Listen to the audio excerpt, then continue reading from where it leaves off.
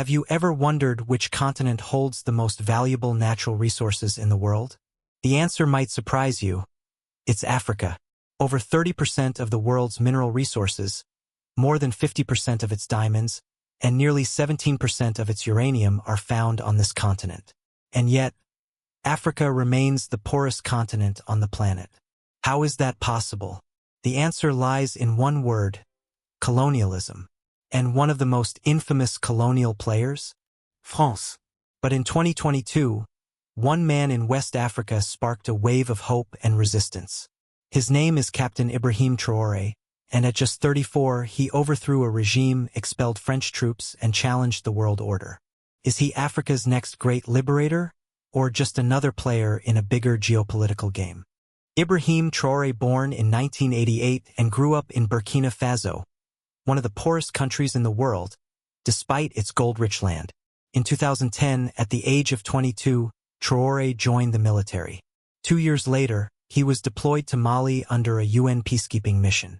By 2014, he rose to the rank of lieutenant and was placed in a special counterterrorism unit in northern Burkina Faso, one of the most dangerous regions in West Africa.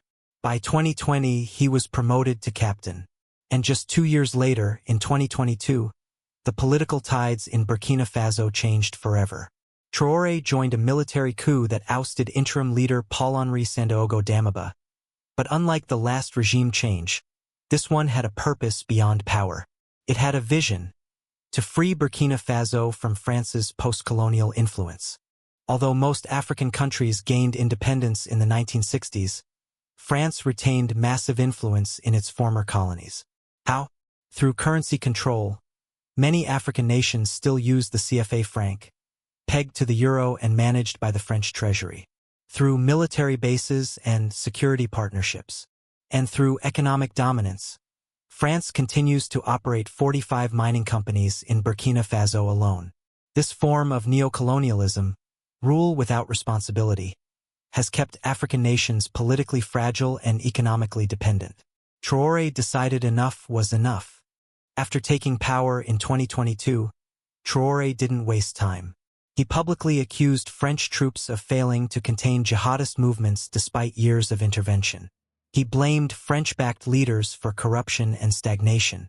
Soon, Burkinabe protesters stormed the French embassy.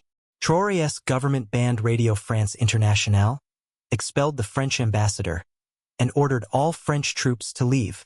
But here's the twist: he made it clear: we are not ending diplomatic ties. We are ending military dependency.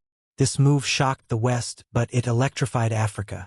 For many, Traoré became the modern symbol of post-colonial resistance. Burkina Faso might seem like just another poor country, but it's strategically vital. It's a gateway between North and West Africa. It's rich in gold, uranium, and other critical minerals. And if Burkina Faso slips from France's grip, other countries like Mali and Niger could follow, which they already are. France's concern isn't just about Burkina Faso. It's about a domino effect across the Sahel region.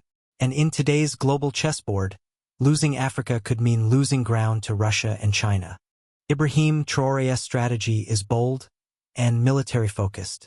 Over 40% of Burkina Faso's land is currently controlled by jihadist groups like JNIM and ISGS.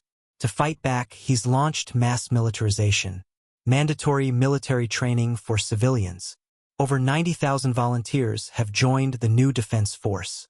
Turkish-made Bayraktar drones are patrolling the skies, and Russia is rumored to be offering both military aid and political support.